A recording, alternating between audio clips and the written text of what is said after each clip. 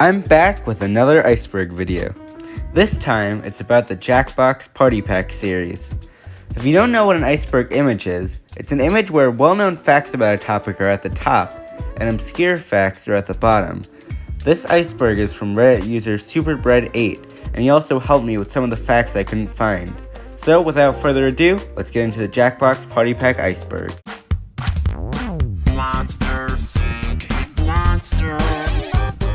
First, we have Gene, who is an AI character that shows up in the games Mad vs. City and Patently Stupid.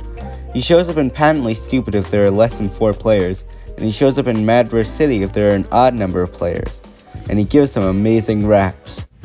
My skin is exfoliated, my eyebrows are Scorsese-like. I'm afraid it's not the style Jay-Z likes. Then we have Playable Gene and Mayonnaise, which is talking about how the character Gene and the character Mayonnaise the Cat, more on that later, are playable in the game Joke Boat. Afterwards, we have You Don't Know Jack DS, which is talking about how in 2011, Jackbox Games made a You Don't Know Jack game for the Nintendo DS. Next, we have Secret Word, which is an Easter egg in the game Monster Seeking Monster, where it says a secret word, and if you say in the game, it shows a lightning strike. After that is Orange Guy, which is talking about how in the game Faking It, there are colored characters that each represent one of the 4 rounds in the game. However, there's a 5th orange guy that represents a round that was scrapped from the game, and they never removed him. Then we have XL, which is talking about how Fibbage XL and Quiplash XL seem like they're the first of their series, but they're actually just the first on the Jackbox Party Packs and were originally sold as individual games. Next we have Mayonnaise, who is the host of the game Split the Room. However, he actually got his start in the background of You Don't Know Jack 2011 during the episode Nocturnal Emissions with Cookie Masterson. As mentioned earlier, he was also playable in Joke Boat. Afterwards, we have Faker Trophy, which is talking about how the trophy the winner gets at the end of the game Patently Stupid sometimes features the Faker from Fakin' It. After that, we have Ventriloquist Dummy, which is a reference to how the dummy in Joke Boat is inspired by the ventriloquist dummy from Monster Seeking Monster, and they both seem to be inspired by Cookie Masterson's dummy, Billy O'Brien, from You Don't Know Jack 2011. Next, we have WordSpud 2, which is talking about how in the game Drawful 2, if you write WordSpud 2 as your answer, for some reason you get an achievement. Lastly, we have Robot, which is a character that shows up in Monster Seeking Monster if there are only 3 players, like Gene. Now that we've seen the tip of the iceberg, let's go deeper and see what's below the surface. First, we have Zeepeldome Misspells, which refers to how in the game Zeepeldome, some weapons and power-ups once activated have incorrect names on the player's device. Afterwards, we have Lock and Key, which is a minigame in Trivia Murder Party that happens if 2 or more players are alive by question 10. In it, the players are in tanks with rising water, and they have to choose the one key that will open their cage. Next, there's Farad, which is talking about how a person named Farad got his own Easter egg in You Don't Know Jack, where if you type his name, you get a secret message from Cookie Masterson. Hey Farad, great to see our #1 fan playing today, or as we call it, our urinating fan. You don't want to be our #2 fan. Then there's Jellyvision, which was the original name of Jackbox Games, which they changed in 2013. After that, we have Secret Endings, which refers to how in Trivia Murder Party 2, there's a gift minigame where people who got the question wrong get an item, and if you have that item at the end of the game, then you have to answer one more question right to win. What celestial body revolves around the earth? Then there's Voice Filter Fail, where the voice filter that the narrator in Trivia Murder Party uses to make his voice deeper stops working. Here's the clip. Alright, let's take another look at those scores. Oh, is my voice filter off? Oh my god, my voice filter. I can't go back on. I can't get it back on. Can anybody hear me? Oh no, this is bad.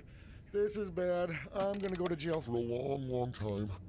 None of this is real. You're all having a dream right now. Next, we have Secret Deaths, which is talking about how in Trivia Murder Party 2, sometimes instead of the usual animated death when you die, you'll get a live action death. Wow, there's a lot of trivia in the Trivia Murder Party series. Go figure. Afterwards, there's Game Show, which is talking about how in 2001, there was a You Don't Know Jack game show hosted by Paul Rubens, who plays Pee Wee Herman. From what I saw of it, it's a good show, so it's a shame that only 6 episodes were made. After that, there's FU, which refers to an Easter egg you get in Quiplash when you say Quiplash is your answer for the most boring game. It's better if I show you. This game, really. You know what? You.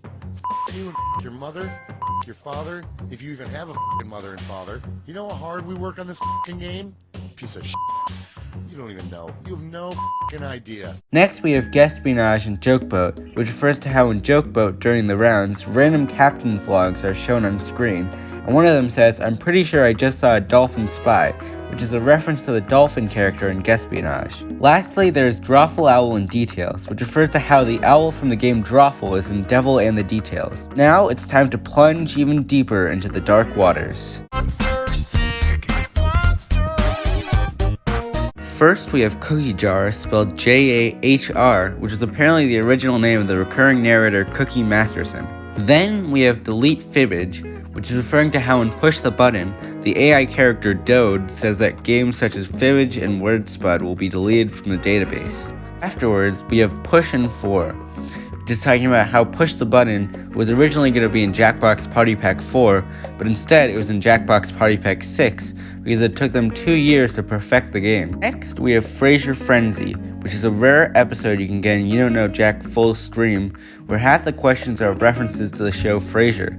In it, Cookie Masterson gets angry at his writing staff, saying this. Okay, I thought we hired some younger writers for this game. Why are all these questions about Frasier? After that, we have Brush Your Teeth, which is about how in Devil in the Details, sometimes it will tell you to brush your teeth, but if you brush your teeth, it says too bad and doesn't give you any points. Then there's They Probably Died, which is referring to how the narrator in TKO will say they probably died if a player doesn't submit an answer. Afterwards, there's Jack's Mouth, which is talking about how people think we never see the mouth of Jack, the character in the Jackbox logo. But in the official soundtrack album You Don't Hear Jack 2, you can see the side of Jack's mouth. After that, we have Devils Was a Joke, which is about how Devils and the Details was originally just an April Fool's joke, but they posted the fake trailer for it on April 2nd, so they apparently had to make it. You'll work together to perform mundane human chores like vacuuming, cooking meals, annoying errands, secret crying, shaving dad's back, stealing batteries from the smoke detector.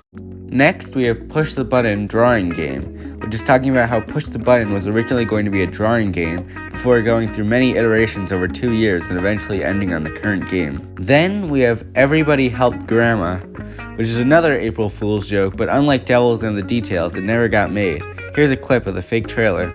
You can earn points and megawatt bonuses for things like basic listening skills, opening your heart, removing spiders but not hurting them, locating that annoying beeping sound. Finally, we have Zeepledome and Patently Stupid, which is referring to how if you play Patently Stupid 3 times in a row, this clip plays. As a peace offering, we're letting you in on a second opportunity of a lifetime. That's right, Lena. We've been asked to help find contestants for a new game show in space. Here to explain it all is our brand new good friend. How do you pronounce your name again? Glarganoto! Anyone who's played Patently Stupid knows it's a long game, so you must really like Patently Stupid to hear this clip. Well, that's the iceberg image.